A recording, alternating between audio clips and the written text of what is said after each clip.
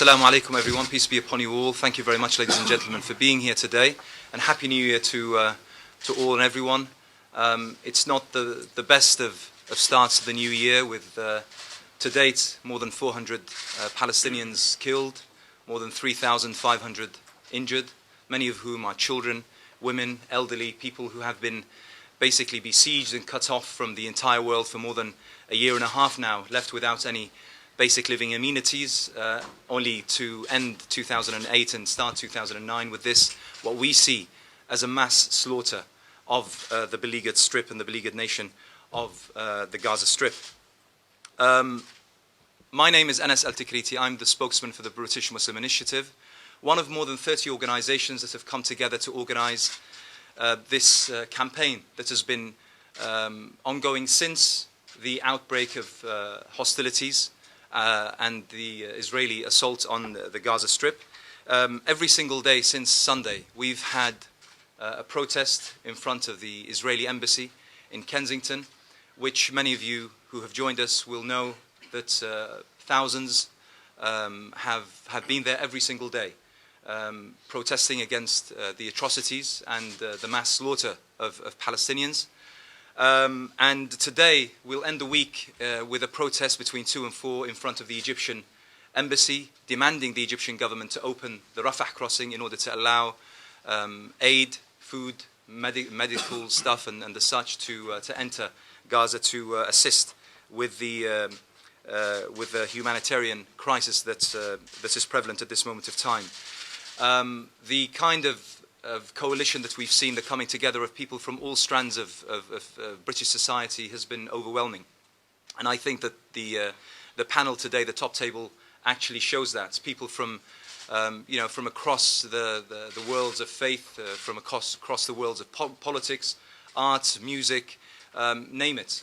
People have joined. When we talk about faith groups, it's almost absolutely amazing how numerous Jewish groups have come and said that we're not standing for this. This is not in our name. People from the Christian faith, from the Muslim faith, people who don't belong to a religion or a faith. Everyone has joined hands, and this, I think, is what is so great about the campaign that is ongoing and will carry on until the cessation of attacks. I don't want to say too much because I think that the top table will say it all today. I will hand over to alternately my right and my left, and I don't think that anyone here today needs any kind of introduction. So allow me to first of all start on my right with Lennox. Good morning, everyone. A few days after Christmas, I came downstairs, put the television on, and saw smoke pyres emanating from buildings, and it shook me to the core, because I was thinking, as a mother and as a human being, how is this going to be the solution to peace? How are we going to find the answer in this way when you have over 1 million people concentrated in a very small area, and you see this mighty bombing going on, the decimation of children, women, mothers, brothers, fathers? Is this acceptable? Is this the way that we find the solution? For me, it is a question of human rights, human values. It goes beyond Jewish, Muslim, nothing to do with any of that. There has to be a place, ultimately, where people come to the table. How many more people will be slaughtered before we get there? And is this the way to go about it? I absolutely don't think so. And so the reason I'm here today is to use my freedom of speech, my right as an individual, as a human being in a free world, to encourage people to get together and to protest this means of conflict resolution, which will never, never work. Thank you very much, Annie. Alexei Sayle. Thank you. Sorry if I appear a little incoherent. Partly because I feel so inarticulate about the horror of this situation, but also because as a Jew and a supporter of Palestinian causes, I'm astonished at how many media outlets are here. I did a thing a couple of weeks ago, and there was one girl from the Camden New Journal with an Instamatic, so I'm not used to this requirement to be so articulate. And nevertheless, I think it's important that Jewish people who have a public profile, that we speak out to say that this is not being done in our name. I think that Israel has an idea of itself as being noble, and Israeli people have an idea of themselves as being noble. When you attack somebody, but you have this idea of yourself that you're the good guy, and you think, well, how can this be? I'm the good guy, I'm killing these people. And what you do is you blame the people that you've killed, and you hear all the time from Israeli spokespeople that they are angry with the people that they have murdered for making them murder them. And it is the foulest kind of, it is the psychology of the murderer, it's the psychology of the rapist, it's the psychology of the bully. That's what Israel is in this situation. And I think people, the reason also there is so much interest here, there's so much media here, because people instinctively know, despite the propaganda from our side, from their side, people have to understand, people watching us now, listening to us, have to follow their instincts. They know that this is a terrible, terrible crime, and they just have to act on that. They have to believe their own instincts. Trust your instincts. Whatever anybody says, this is terribly, terribly wrong. Thank you very much, Alexei. We're going to allow for questions and answers as we have all our speakers say a few words. Ken. The Economist, in its current edition, says this in its lead editorial. In general, a war must pass 3 tests to be justified. A country must first have exhausted all other means of defending itself. The attack should be proportionate to the objective, and it must stand a reasonable chance of achieving its goal. On all 3 of these tests, Israel is on shakier ground than it cares to admit. We heard a moment ago, what we're seeing at the moment is a ratio of 100 Palestinian deaths for every Jewish death in the last few days. There's no sense that that can be proportionate. But the core of the problem is that Israel has to come to terms with it providing a just solution for the Palestinians. It has denied it and denied it and denied it. We went through a long period, at the very beginnings of the State of Israel, the propaganda slogan, people without a land for a land without people. On that lie, 60 years of mayhem and slaughter have been built. There were a people there, and many of them were displaced. And it is the fact that 60 years on, their grandchildren live in the same destitution that their parents entered when they were forced out of Israel at gunpoint. There's a graphic description of former Prime Minister Yitzhak Rabin, and then a military commander in the Arab Lodge, expelling the entire Arab population at the point of a gun. That injustice, an injustice we now call ethnic cleansing, a state built on ethnic cleansing, until Israel come to terms with the crimes that were committed at its inception, and puts now some restitution that allows the people of Gaza and the West Bank, and the people still living abroad in refugee camps, the chance to build a viable Palestinian state. There will never be peace. And therefore, I desperately urge that we make it clear in the West, as the vast majority of people in Europe feel. If you go back to the Six-Day War, public opinion polls showed 2-to-1 support for Israel over the Palestinians, or Arab nations they were then known. No one used the term Palestinians terribly much. Today, almost 3/4 of the people of Europe are broadly sympathetic to the Palestinian case, and their government should recognise that. But I think we need to make a clear sign to Israel what it is doing is wrong. I believe the European Union, and particularly the United Kingdom, which has been so supportive of Israel for so long, should withdraw its ambassadors as a sign of its disapproval of the slaughter and systematic murder of innocent Arabs taking place today in Gaza. Thank you very much, Ken Livingstone. And I'm pleased to hand over to Bianca Jagger now, who's a human rights advocate and Council of Europe Goodwill Ambassador. Bianca. Good morning.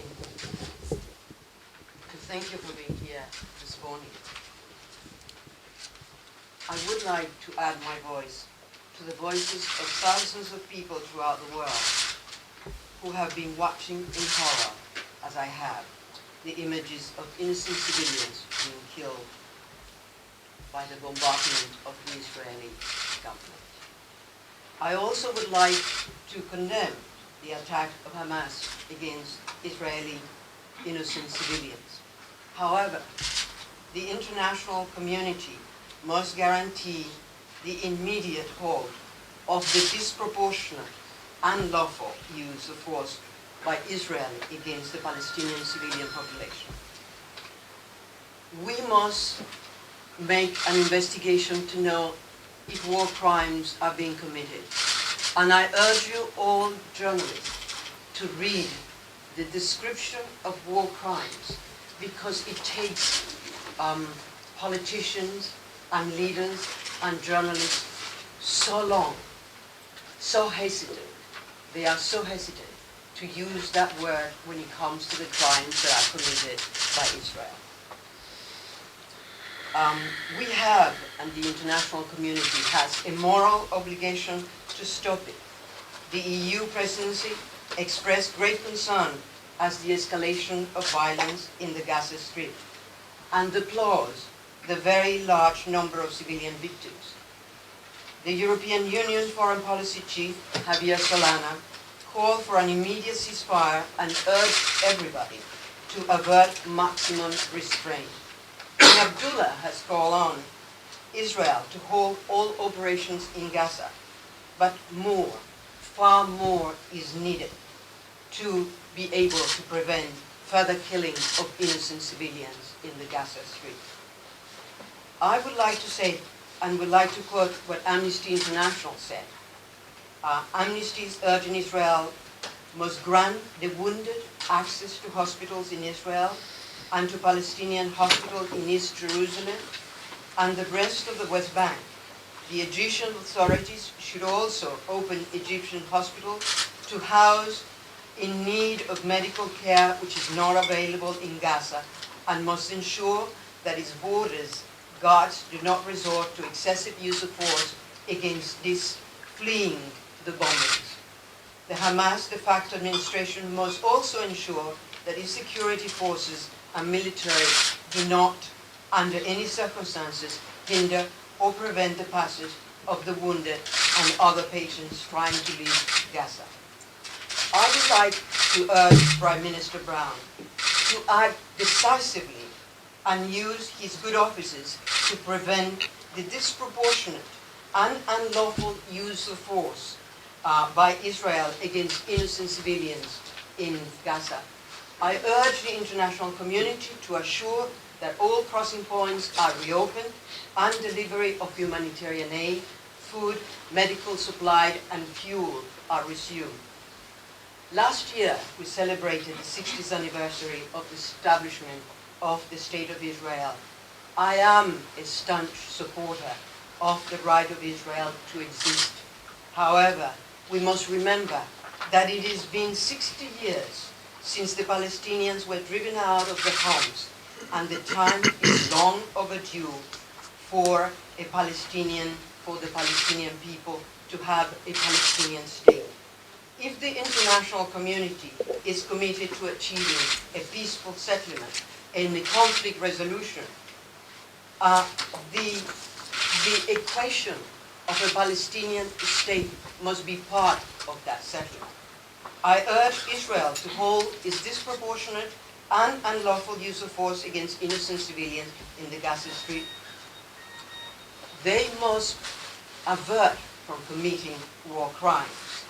I also would like to say that I'd like to end by quoting a statement made by Archbishop Tutu after visiting the occupied Palestinian territories. He declared that it reminds me so much of what happened to us black people in South Africa, and that he saw the humiliation of the Palestinians at checking points and roadblocks, suffering like us when young white police officers prevented us from moving about. It is really important that we stand for human values, the respect for human rights, and the respect for international law. We have to adhere and to make all people adhere to the same rules. There cannot be one for the Israelis and another one for the Palestinians. Thank you very much. Thank you, Bianca. If I may move to George Galloway. Well, when the current foreign minister of Israel and perhaps the next prime minister of Israel, Tzipi Livni, said on the steps of the Elysee in Paris yesterday that there was no need to agree to the French proposal for a humanitarian pause in the aggression on Gaza because, and I quote her directly, there is no humanitarian crisis in Gaza. I don't know if President Sarkozy laughed or cried. The proper response from him and from other European leaders would have been that a political leader capable of telling such a lie live on television is a person who cannot be believed on anything. Now, my friends have talked about the situation in Gaza, so I want to talk about something different, and it's this. Palestine is not some far-off place of which we know little and which has little consequence for us. Britain is the author of the entire Palestinian tragedy. The Balfour Declaration, in which a minister, on behalf of one people, promised a second people the land of a third people, is the core of this problem. And I'm sorry, Bianca, but the only way in which Israel could be founded was on the expulsion of the Palestinian people. And that's an original sin of which our country stands responsible and therefore has a special responsibility to respond in the way that we have been in our thousands every day since Sunday and will be again this afternoon outside the Egyptian embassy. But Ken Livingstone was widely traduced for inviting a Muslim cleric, Sheikh Qaradawi, to come to speak in London. They're always looking for some Muslim cleric to blame, some Muslim organization to ban, to stop the, quote, radicalization of British Muslims. How many new radical British Muslims do you think have been created in the last week by young people watching this slaughter on television? A whole new generation across the world of Muslims and others have been radicalized to the point of rage, and we'll be very, very lucky if the explosions taking place in Gaza today don't blow up in our own face at some time in the future. So we have a vital and pressing need to do more than our government has done so far. For the first 48 hours, the British government could not even bring itself to demand a ceasefire. And since it did demand a ceasefire, taking cover in the European Union's position, it has done absolutely nothing to bring it about. And as Ken said, the first and important thing that they could do is withdraw the British ambassador from Tel Aviv for consultations without further delay. Thank you very much. Now, before I move to Tariq Ali, if I may, once again, this campaign is organized by more than 30 organizations across the board. We have representatives of many of them today, including the Islamic Forum Europe, Palestine Solidarity Campaign, the banner of whom you can see at the back, many other organizations, and also Stop the War Coalition. And the convener of Stop the War, Lindsay German, has a few words to say and also read out a statement from the musician Brian Eno. Okay, thank you, Anas. Yeah, I just wanted to say firstly why the Stop the War Coalition sees the demonstration tomorrow as so important, and just to reiterate the points that have been made, that thousands of people have already demonstrated in what is a holiday period outside the Israeli embassy. We'll do so again today outside the Egyptian embassy, and we expect many, many thousands of people to gather in London tomorrow to demonstrate, but also around the country. We have demonstrations from Glasgow and Edinburgh right through to Tunbridge Wells, all sorts of places where people are going to be protesting tomorrow, and this shows exactly the strength of feeling over the issue. And it seems to me that on top of all the other points that people have made about the importance of the question of Palestine is, of course, its connection to the war on terror, that we have now had 7.5 years of this war on terror, with a worsening situation in Afghanistan, with no solution in Iraq, and we were told 7 years ago that this would lead to peace in the Middle East and would solve the problem of the Palestinians, as it was called. In fact, the opposite has happened, that since then Israel has used this, the war on terror in order to wage more attacks on the Palestinians, and that's something which I believe will continue. And this is why, as an organisation, as a major coalition against the war in this country, we're very, very committed to supporting the demonstration and future events after tomorrow. I want to just read the beginning of a statement from Brian Eno, the musician, who couldn't be here today. He's written a statement which is obviously available to the press. I'll just read the first paragraph. He says, "It's a tragedy that the Israelis, a people who must understand better than almost anybody the horrors of oppression, are now acting as oppressors. The great Jewish writer Primo Levi once remarked, 'Everybody has their Jews, and for the Israelis it's the Palestinians.' By creating a Middle Eastern version of the Warsaw Ghetto, they are recapitulating their own history as though they've forgotten it. And by trying to paint an equivalence between the Palestinians, with their homemade rockets and stone-throwing teenagers, and themselves, with one of the most sophisticated military machines in the world, they sacrifice all credibility." So as I say, this statement is available in full for people to reproduce. You can get it from the article. Thank you. Tarek Ali. I think we march tomorrow in London for a very simple reason. Not just to express our solidarity with the citizens of Gaza, but to help break the isolation of Gaza. Virtually the entire political establishment, globally, not just in Europe and America, where we know what we're used to, the cant that drops from the lips of Western politicians. And on that, I think it is worth just saying that Israel had told the West what it was about to do. This was not a big secret. The Israeli foreign minister even went to see Hosni Mubarak in Egypt to tell him what she was going to do and warn them of what was coming. Just like in the war in Lebanon a few years ago, the West knew and they hoped that the Israelis would be successful quickly.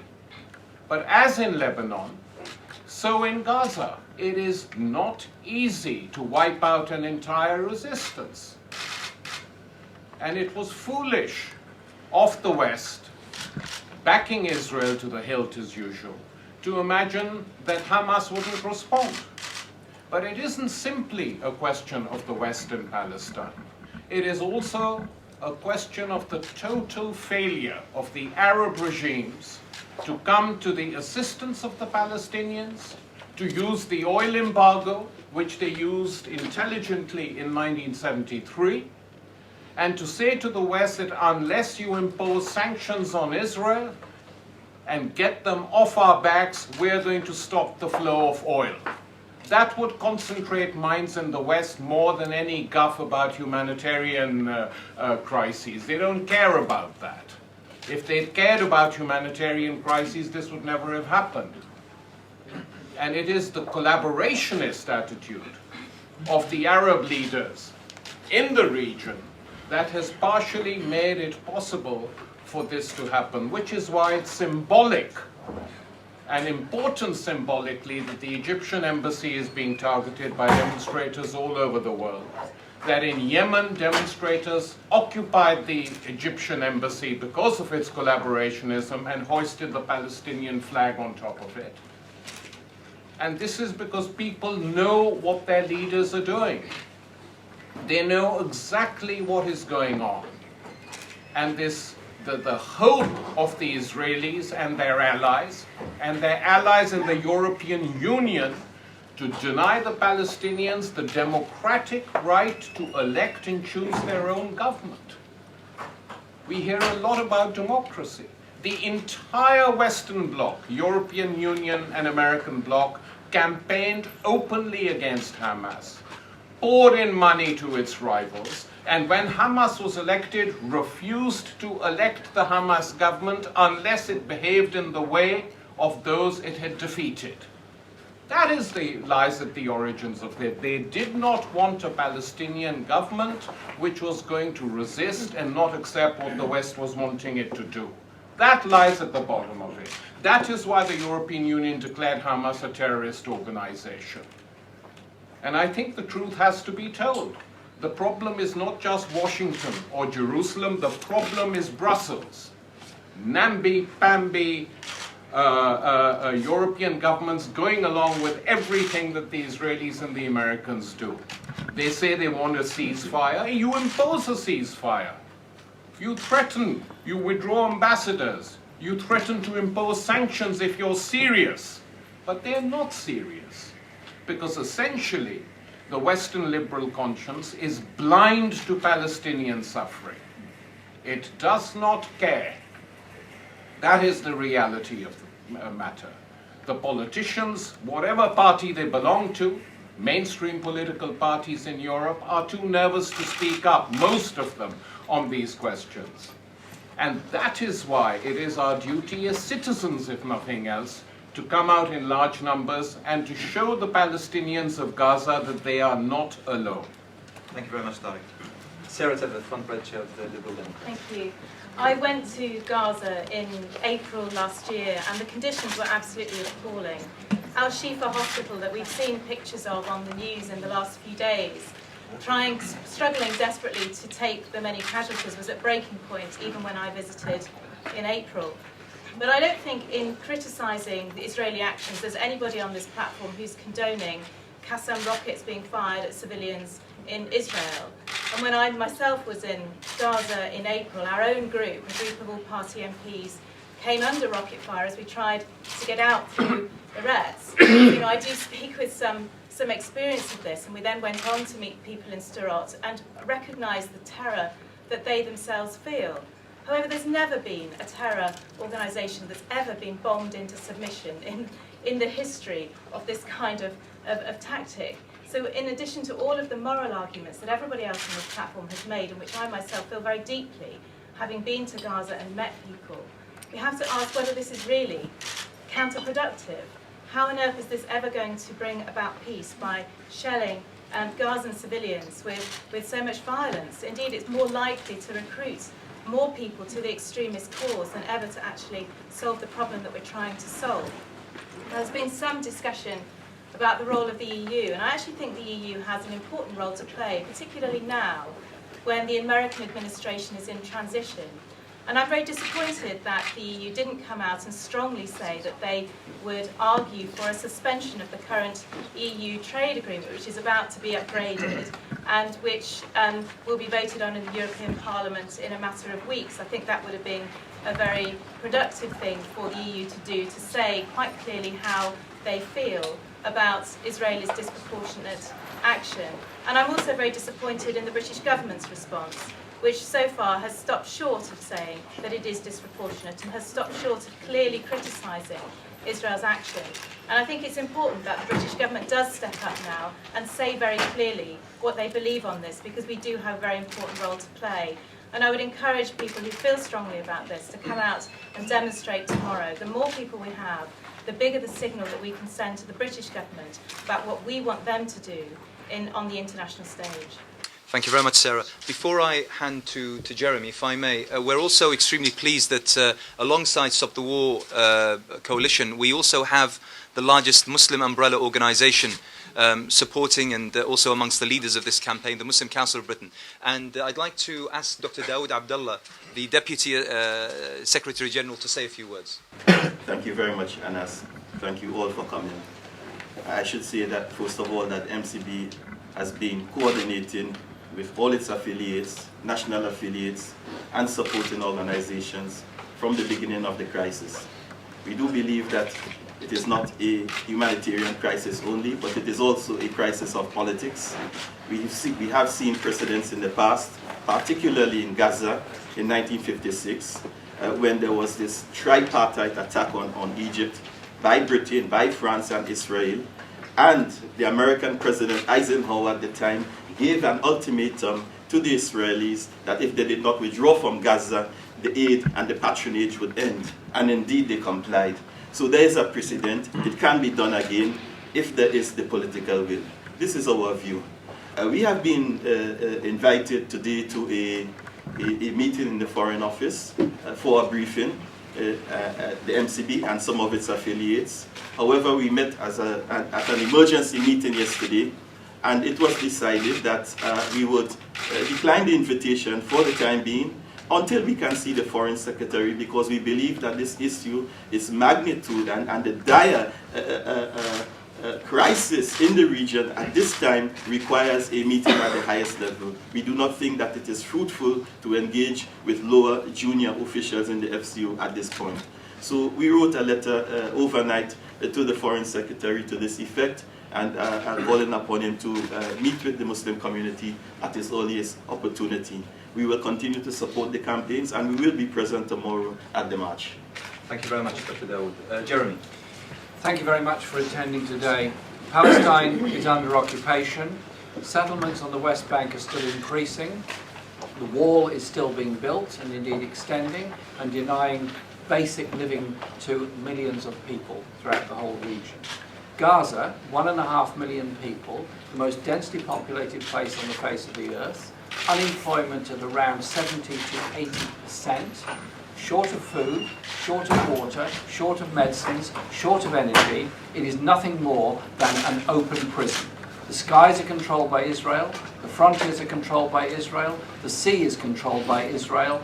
And as I was phoning a family in Rafah 2 days ago, who I know because I've met them in Rafah and indeed stayed with them during a visit to Rafah, I was asked to make a statement to a group of people who were hiding in a shelter because they were expecting the bombardment. And I was making a statement to them about what we're doing in this country. And at one point somebody said, "Ah!" And the line went dead. I texted, I phoned, nothing, no response. The following day, I managed to get a response from them by text to say that during the time I was speaking, an F-16 jet had bombed the place they were in, 2 people had died and 60 had been injured. I was phoning on behalf of the Islington group, the Friends of Yibna, which is a refugee community just outside Rafah. This is an act of wanton war by Israel against an unarmed civilian population, relatively unarmed civilian population of Gaza. 450 have already died, well over 1,000 have been seriously injured. And what are we doing about it? Has trade with Israel been suspended? Have ambassadors been withdrawn? Has arms shipments stopped? No. We demand now that the European government suspend immediately the EU-Israel trade agreement. That has within it a human rights clause that has been breached by Israel on numerous occasions. We demand the withdrawal of ambassadors. We demand the isolation of Israel to stop the bombardment and stop the killing and the attacks that are going on. We also say to the US administration, you provided the F-16 jets, you provided through Raytheon and others all the intelligence, information and resources that are used to target individual Palestinians and Palestinian groups. We demand that in the name of humanity, you stop this funding of the State of Israel while it continues the killing of the people of Gaza. Tomorrow, there will be a massive demonstration on the streets of London, as indeed there are demonstrations all over the world, as indeed there are demonstrations on the streets of Israel. In Tel Aviv, there are demonstrations taking place because the whole world can see daily the bombardment, the killing and the murder that's going on of the Palestinian people. I call upon everybody who can possibly get there to come tomorrow morning to the embankment, join the march, join the demonstration, because the images around the world of tens of thousands of people in London marching and demanding their government take action are very powerful indeed, and I hope there will be an enormous turnout tomorrow. Thank you very much, Jeremy. Now, before we go to your questions, if I may ask Betty Hunter from the Palestine Solidarity Campaign, one of the leading organisations of this campaign, to say a few words, particularly about the demonstration tomorrow. Yes, I won't say an awful lot, but you've heard a lot from the speakers. But what I do want to make very clear is that while the Israelis may believe their own lies, and that our politicians repeat those same lies ad infinitum, people around the world are refuting those lies day after day after day. And it's becoming impossible, I think, for our politicians and the media to carry on this pretense that the Israelis are victims. And the only solution for both the people of Palestine and the people of Israel is to show that around the world people are no longer going to accept these lies from the Israelis, and we will take action. The actions people have talked about have been going on all week. In London, around Britain, in the most unlikely places, there have been protests all week, and they will go on tomorrow and all next week. And we have to keep that going, and tomorrow's demonstration, I am convinced, is going to be absolutely huge, beyond our expectations when we called it earlier this week. But also we have got to ask everybody around the country and around the world to take individual actions. We want to boycott Israeli goods in our supermarkets. We want to demand that Britain calls for the suspension of the European trade agreement. It's our foreign minister who's got to do that, and that's one of our key demands, as well as obviously the ambassadors to be recalled. So I'd like to urge everybody to do whatever you can in whatever walk of life. We have to convince the people of Israel that they must make their government change its policy, just as we are doing our utmost to make our government change its policy in relation to Israel. Our elected government has got to know that this is an issue which will not go away, and the voters here in Britain want to change and demand justice for the Palestinian people. I urge everybody to be at the demonstration tomorrow, 12:30 at the embankment. The nearest tube is Embankment Tube, and we will march past Downing Street to make these points symbolically to our government, and end in Trafalgar Square with a tremendous rally with some wonderful speakers, some of whom are here today. Thank you. Thank you, Betty. And I'd also like to add that as we speak, we are liaising with the police in order to arrange for a protest immediately after the Trafalgar Square rally, again in front of the Israeli embassy between 4 and 6 or 4 and 7. Where we're still talking to the police and hoping to secure that agreement at some stage today. If we do, we'll issue a release to say that the people, after they finish with the Trafalgar Square rally, they will then move on to the Israeli embassy in Kensington High Street. So, ladies and gentlemen, before I open the door to the questions, I think that you've all seen that, again, we have in front of us a David and Goliath situation, and we are all, once again, firmly on the side of David. Can I have your questions, please? I'd like you to state your name, where you're from, and who you'd like to address your question to. Yes. Actually, this is to anyone who wants to. You are, sorry. Sorry, Paul Harrison from Sky News. Yes. It's really for anyone really who feels they want to reply. Listening to what you've all said, of course, the tone of what's been said is ceasing any of the fighting that's going on. Certainly, Bianca, you touched on this cessation of fighting on both sides as well. Yet today, of course, Hamas has promised a day of wrath, is what they say. I just wanted to find out what anyone here wants to respond to the day of wrath that's being promised. The problem is it's also cumulative. If you have this, I'm no expert, so I'm just talking from my own perspective as a human being, you know. But obviously, when you have an Israeli government that's armed to the teeth, bombing civilians that are stuck in that place, what are people supposed to do? I don't condone Hamas putting rockets into Israeli territory. That is not going to help. It should stop. It absolutely should stop. Both sides have to say, stop. That's it. End of story.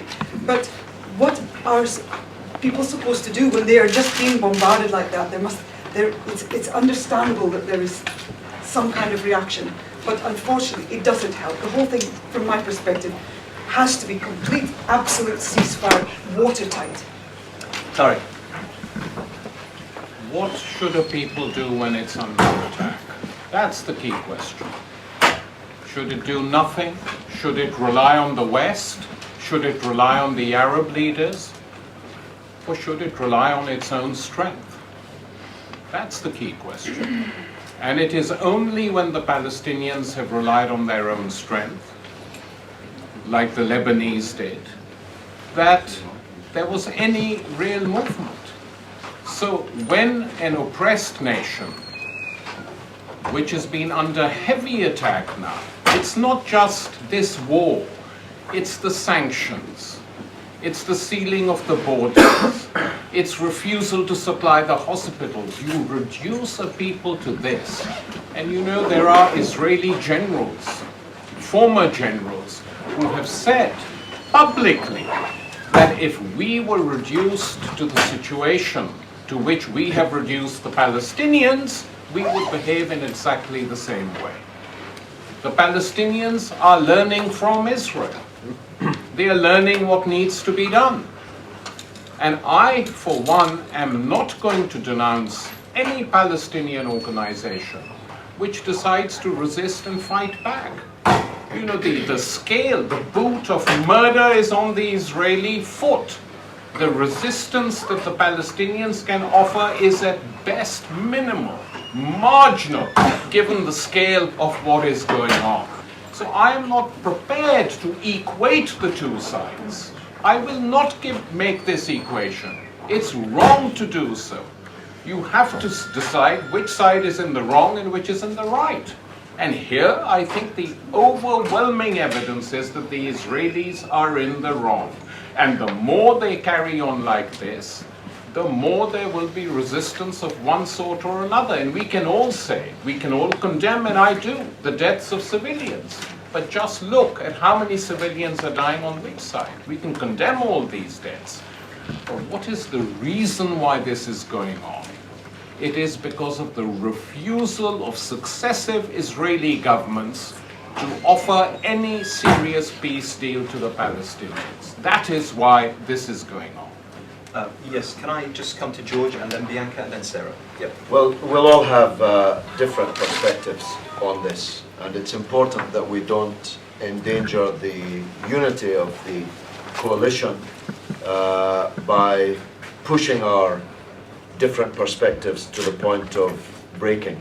But Lindsay read out some words from Brian Eno just a few minutes ago, which referred to the Warsaw Ghetto, and I believe those comparisons are absolutely apposite.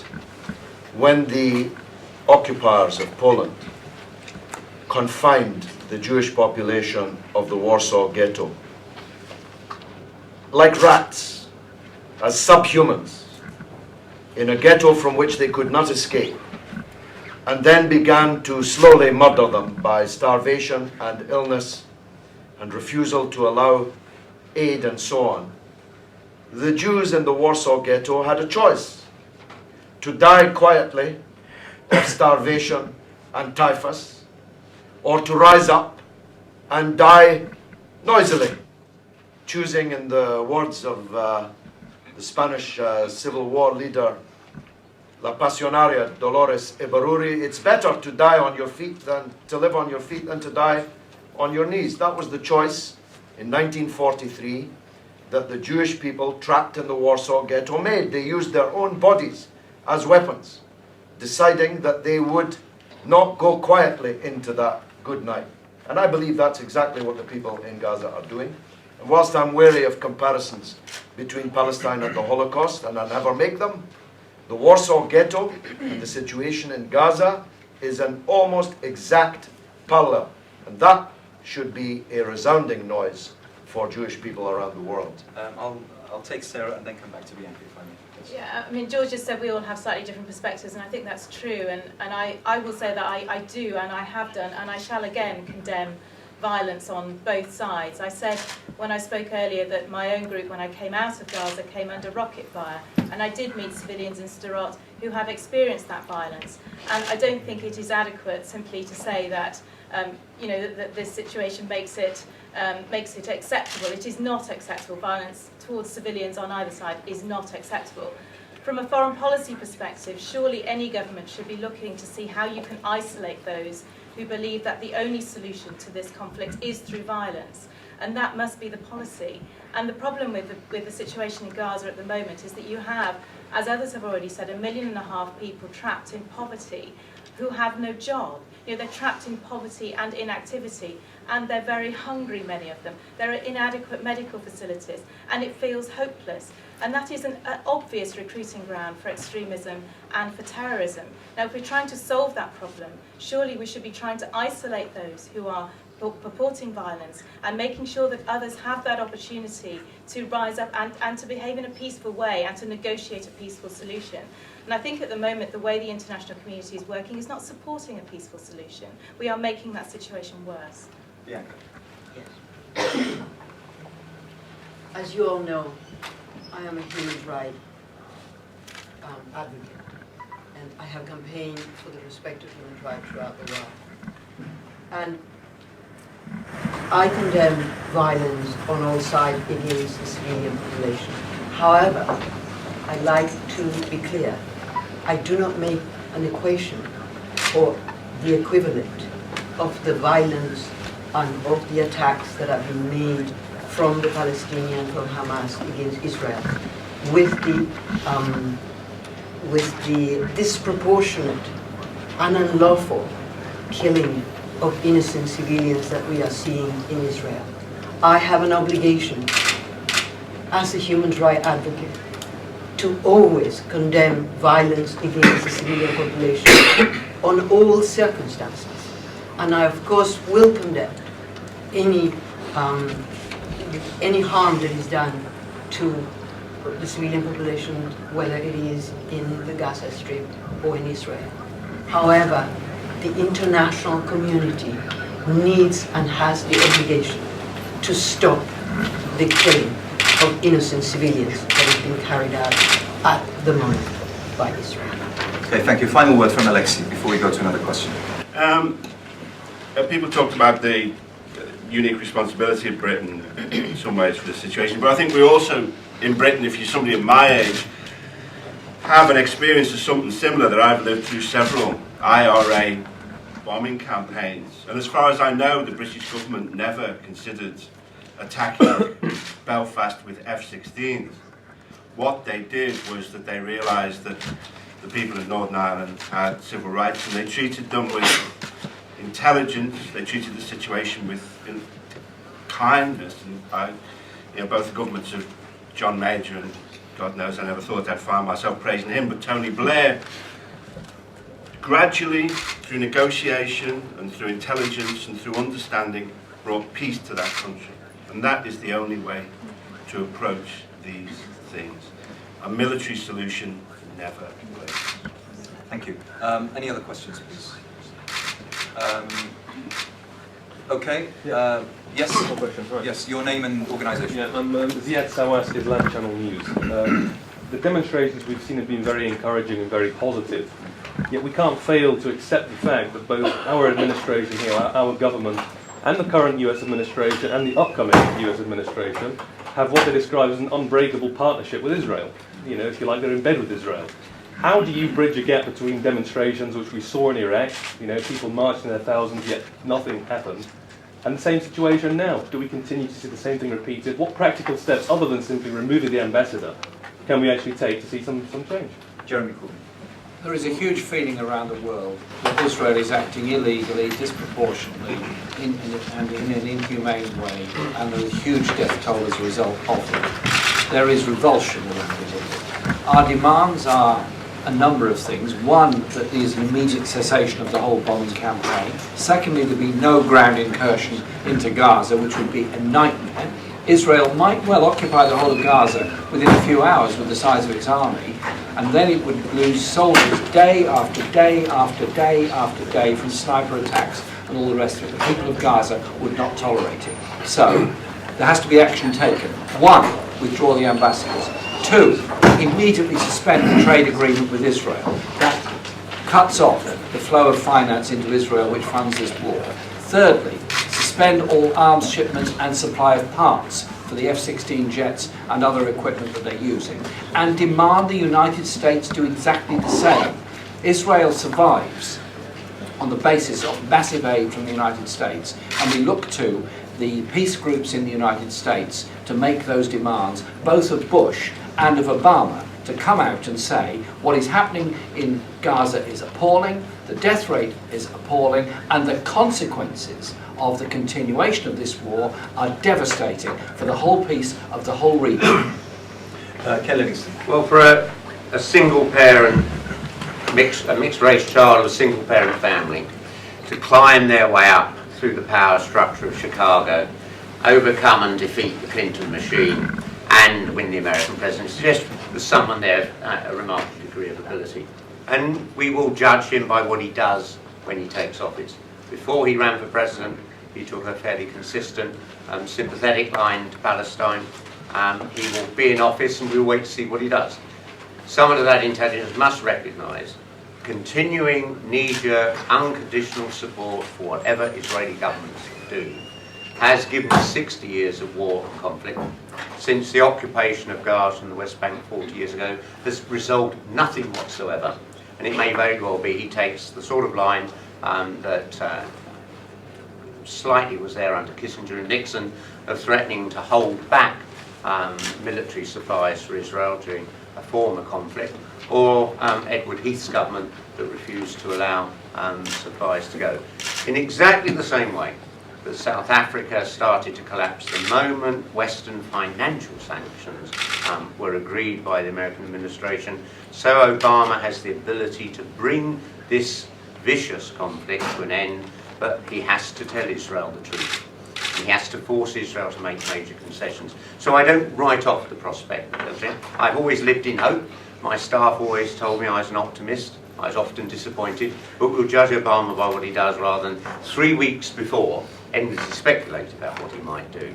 But I do think this, if Obama fails to act, and this goes on, then the only way forward will be individuals talking and putting into place and planning properly the sort of widespread sanctions that we saw in many previous campaigns, whether it was around the rights of Californian farm labourers or around South Africa, that individuals around the world will themselves discipline Israel by just refusing to buy any Israeli products. And that would be something that we could organise. Bianca, you want to say something? I would like to make an appeal to President-elect Obama to speak up. People throughout the world were hopeful when he was elected. And we now appeal to him to ask for the immediate cessation of the bombardment of the civilian population in the Gaza Strip.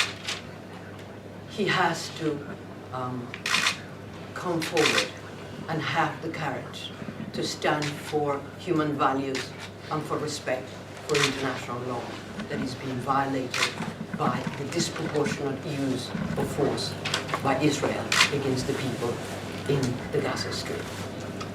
Thank you. Any other questions?